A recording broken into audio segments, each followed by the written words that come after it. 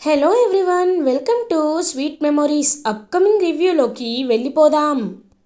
Kedar కమలాకర్ని murder చేశారు అని కౌశికి పోలీసులను పిలిపించి కేదార్ని అరెస్ట్ చేయిస్తుంది.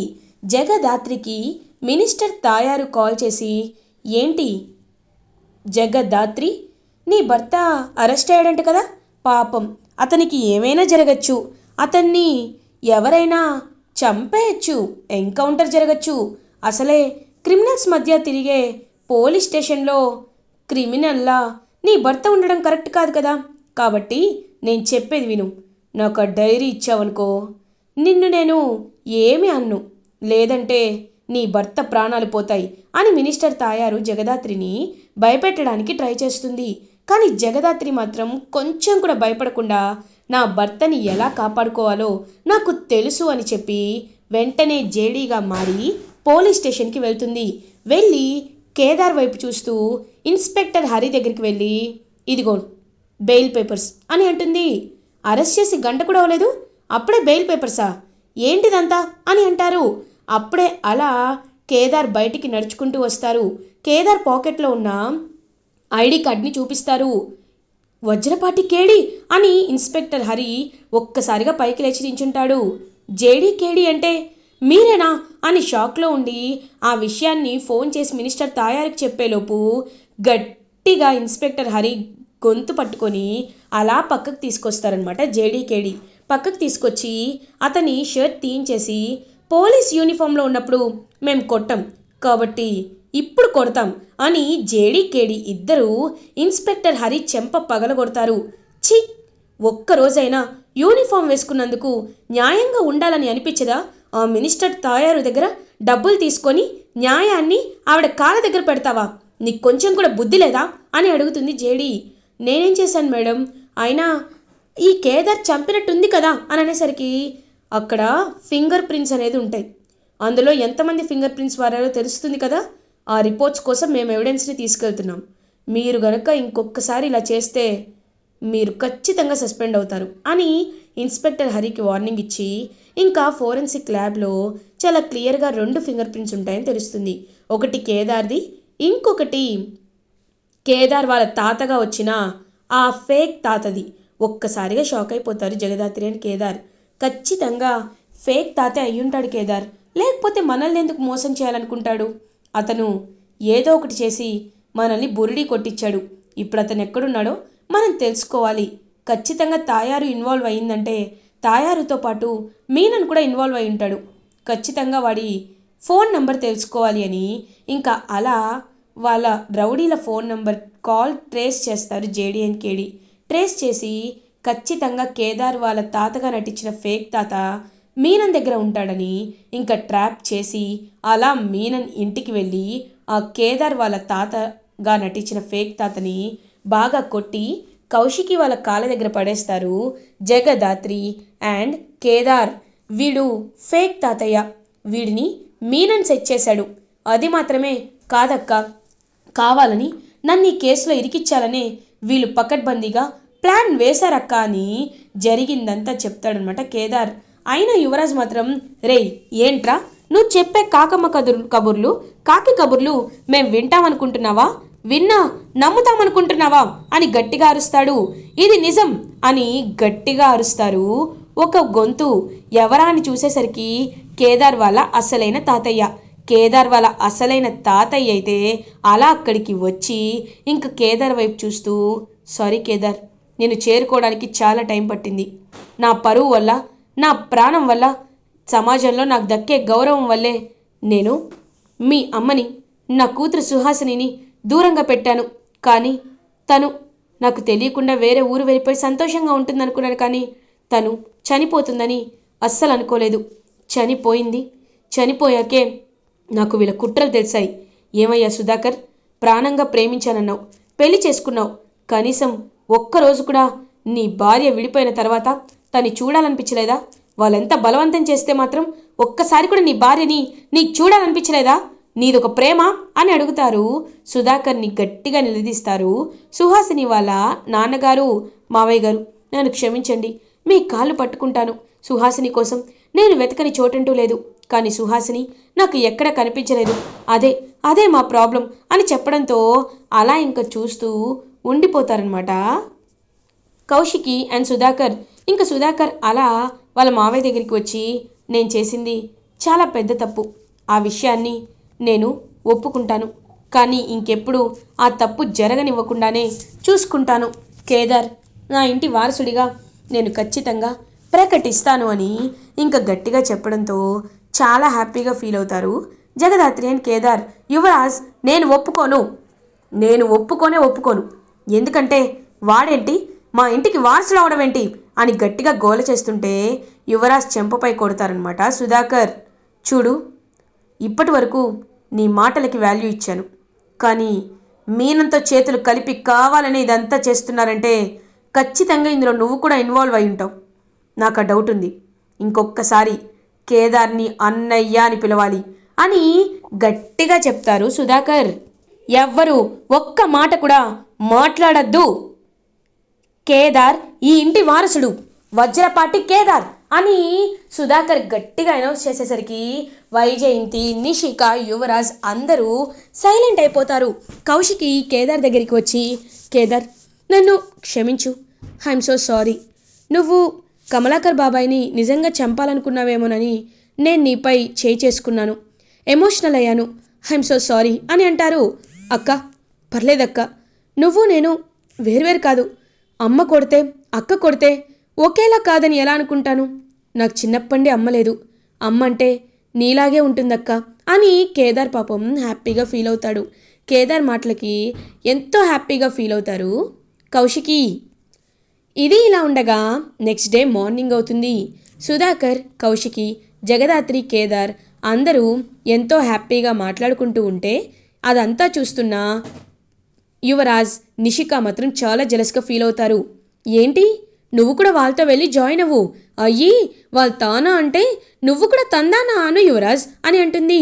ఏం మాట్లాడుతున్నావు నిషి అని అంటారు. అవును, మనం చూడ్డం తప్ప ఏం చేయగలం, ఇప్పుడు వాళ్ళు మహారాజులు, ఈ ఇంటికి మనకెంత హక్కుందో వాళ్ళకు కూడా అంతే హక్కుంది. ఇలాంటి వాళ్ళని నెత్తిన పెట్టుకుంటున్నాను చూడు, మనమే డౌన్ అయిపోయాం అని అంటుంది నిషిక.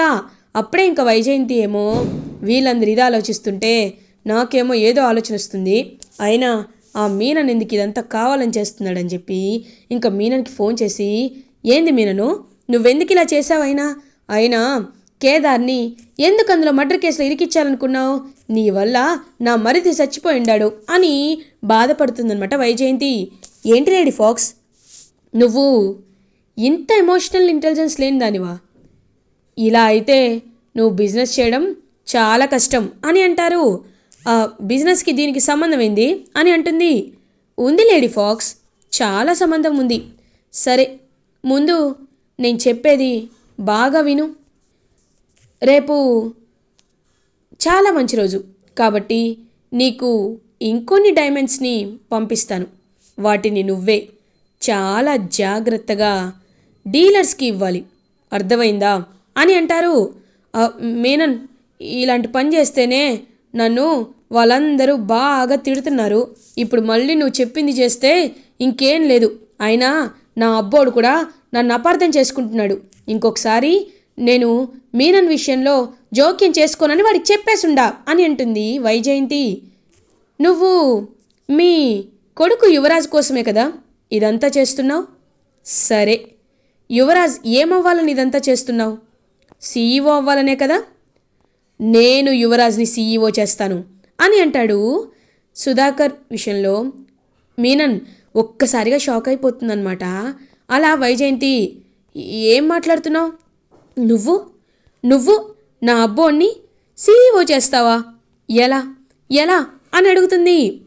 ఎలా ఏముంది లేడీ ఫాక్స్, రేపు అందరూ హ్యాపీగా ఏదో ఒక ఫంక్షన్లో మునిగి తేలుతూ ఉంటారు, అప్పుడు నా మనుషులు వస్తారు, మీ పదవికి అడ్డుగా ఉన్నదెవరు, కౌశికీనే కదా, కౌశికీని పైకి పంపిస్తారు, కౌశికీని పైకి పంపించారనుకో, అప్పుడు నువ్వు ప్రశాంతంగా మీ అబ్బాయిని సీఈఓ చేసుకో, తప్పేముంది అని అంటారు. హేయ్, ఏం మాట్లాడుతున్నావు నువ్వు, కౌశికిని చంపేయడం ఏంటి అని అంటుంది. అవును, ఏ నీ కొడుకు కంటే కౌశికి నీకు ఎక్కువ అని అడుగుతాడు యువరాజ్ గురించి. మీనన్ అట్లేం కాదు, కానీ అమ్మో నాకు చాలా భయంగా ఉంది అని అంటుంది. భయపడితే ఏ పనులు చేయలేవు లేడీ ఫాక్స్. నీకు నచ్చితే ఓకే చెప్పు, డైమండ్స్ పంపిస్తాను, రౌడీలని పంపిస్తాను. లేదు అంటే ఇవాటి నుండి నీకు నాకు సంబంధం కట్టు.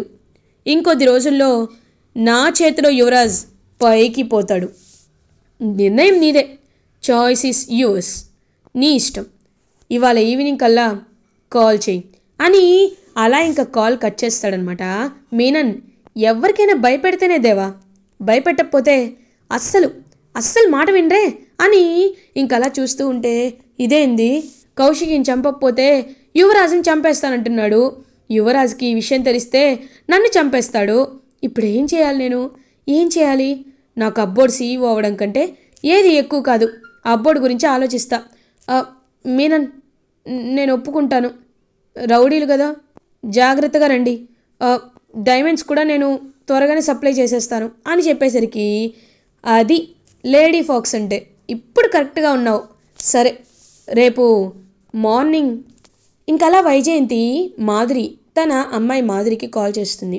కాల్ చేసి, హలో మాధురి, బుడ్డోడికి ఉయ్యాల ఫంక్షన్ చేయాలి కదా, బారసాల మన ఇంట్లోనే జరిపిద్దాము అని చెప్పేసరికి ఇంకా మాధురి వాళ్ళ ఫ్యామిలీ అయితే బారసాలకి వస్తారు.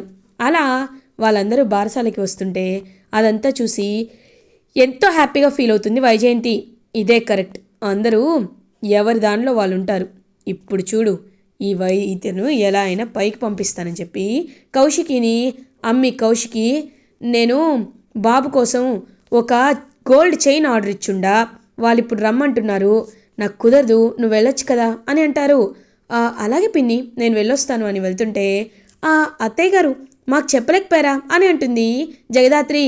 అమ్మి నువ్వెంతలో ఉండాలో అంతలో ఉండు, నేనెంతలో ఉండాలో అంతలోనే ఉంటా, నీతో నాకెప్పటికీ సంబంధం లేదు, అమ్మి కౌశికి నువ్వు వెళ్ళు అని చెప్పేసరికి కౌశికి పాపం బయలుదేరుతుంది. ఇంకలా జగదాత్రి కేదార్ అయితే చూస్తూ ఉంటారనమాట. జగదాత్రి కేదార్ ఏదో డౌట్గా ఉంది, ఇప్పుడు అత్తయ్య ఎందుకు సడన్గా కౌశికి వదిననే పంపిస్తోంది, ఏదైనా దాచిపెడుతున్నారా అని అడుగుతారు. ఏమో దాత్రి, నాకు చాలా భయంగా ఉంది, అక్కకి ఏదైనా ప్రమాదం జరుగుతుందా అని అంటారు. కేదార్ నాకు కూడా నువ్వు చెప్తుంటే చాలా భయంగా ఉంది కేదార్, మనం ఇప్పుడే బయలుదేరదాం. ఇంకలా జగదాత్రి కేదార్ వాళ్ళు కూడా కౌశికిని ఫాలో అయి వెళ్తారు. కరెక్ట్గా అదే టైంకి మీనన్ తన మనుషులతో కౌశికిని అడ్డగిస్తాడు. ఆపి కౌశికి వైపు చూస్తూ కౌశికిని చంపేయాలి అని ట్రై చేస్తూ ఉంటే ఒక చెయ్యి అడ్డుపడుతుంది. ఆ చెయ్యి ఎవరిదో కాదు, జగదాత్రి. జగదాత్రి కేదార్ ఇద్దరు కలిసి మీనన్ రౌడీలని రప్పలాడిచి బాగా కొట్టి కొట్టి కౌశికిని కాపాడతారు. కౌశికి ఏమో, జగదాత్రి కేదార్ నన్ను కాపాడారు, కానీ వీళ్ళని ఎవరు పంపించారో అని ఆలోచిస్తూ ఉంటే అప్పుడే కరెక్ట్గా మీననేమో, రే డౌట్ వచ్చేసింది కదా, ఈ విషయాన్ని వైజయంతి పైకి నెట్టేద్దాం అని, వైజయంతి మేడం ప్లాన్ ఫ్లేవర్ అయిపోయింది అనేసరికి ఒక్కసారిగా కౌశికి షాక్ అయిపోతుంది. అంటే ఇదంతా చేపించింది పిన్ని ఇలా చేస్తుందంటే నేను నమ్మలేకపోతున్నాను అనుకుంటుంది కౌశికి. తను ఎందుకు ఇలా చేసింది, ఎవరి కోసం ఇదంతా చేసింది అని ఆలోచిస్తుంటే, ఎవరి కోసం ఏంటి మేడం, ఈవిని చంపితే ఆస్తి వస్తుంది కదా, అందుకే చేసింది అని బుక్ అయిపోయిన రౌడీ, అంటే దొరికిపోయిన రౌడీ అయితే చెప్తాడు. ఒక్కసారిగా ఆ మాటలు విని కుప్ప కూలిపోతుందనమాట. అలా పాపం కౌశికి వెంటనే ఇంటికి వెళ్ళాక జరిగిందంతా చెప్తారు జగదాత్రి కేదార్ సుధాకర్తో. సుధాకర్ అలా వైజయంతి చెంప పగలగొడతారు. ఎంత ఎంత ప్లాన్ చేసావా, నీకు ఆస్తి కావాలంటే నా కౌశికి నీ కాళ్ళ దగ్గర పెడుతుంది, కానీ ఇంత చిన్న విషయానికి నువ్వు కౌశికిని చంపించేసేంత పెద్దవాదాన్ని అయిపోయావా, కౌశికిని చంపేంత దుర్మార్గురాలు అయిపోయావా, ఛీ నిన్ను చూస్తుంటే నాకు చాలా అంటే చాలా అసహ్యంగా ఉంది. ఇంకా సుధాకర్, లేదు నీలాంటి వాళ్ళు ఈ ఇంట్లో ఉండడానికి కరెక్ట్ కాదు, నువ్వు ఈ ఇంట్లో ఉండడానికి వీల్లేదు, పో మర్యాదగా బయటికి అని ఇంకలా వైజయంతిని గెంటేస్తూ ఉంటే యువరాజ్ వాళ్ళు, అయ్యో నాన్న తన్ని వదిలేండి. ఏయ్, కావాలంటే మీరు కూడా తనతో పాటు వెళ్ళిపోవచ్చు, అంతేకాని ఇంకొకసారి ఇలా చేయొద్దు అని అలా ఇంకా వైజయంతినైతే ఇంట్లోండి గెంటేయాలని సుధాకర్ గట్టిగా ఫిక్స్ అవుతారు. బాబాయ్ ఆగండి, వద్దు, పిన్నిని బాధ పెట్టకండి. పిన్ని మీరు కలిసే ఉండాలి, మీరిద్దరూ ఒకే చోట ఉండాలి. ఇప్పటికైనా పిన్నికి అర్థమైంది కదా, వదిలేయండి బాబాయ్ అని ఇంకా అలా సర్ది చెప్తుంది కౌశికి. కౌశికి చెప్పింది కాబట్టి నేను ఇంట్లో ఉండనిస్తున్నాను, లేకపోతే నేను ఏం చేసేవాడినో నాకే తెలీదు. ఇంకొకసారి ఇలాంటిది ఏదైనా రిపీట్ అయిందో అని గట్టిగా చెప్పి ఇంకక్కడి నుండి లోపలికి వెళ్ళిపోతారనమాట. తనైతే సుధాకర్ ఇంకలా కుప్పకూలిపోతుంది. వైజయంతి దగ్గరికి యువరాజానికి నిషిక వచ్చి తీసుకువెళ్ళిపోతారు. వైజయంతి పాపాలు బయటపడేసరికి ఇంట్లో వాళ్ళందరూ వైజయంతిని అసహించుకుంటూ ఉంటారు. ఇలా ఎపిసోడ్ ఎండ్ అవుతుంది. ఫర్దర్ ఎపిసోడ్ రివ్యూస్ ముందుగా మీకు కావాలి అనుకుంటే మా ఛానల్ని సబ్స్క్రైబ్ చేసుకోండి.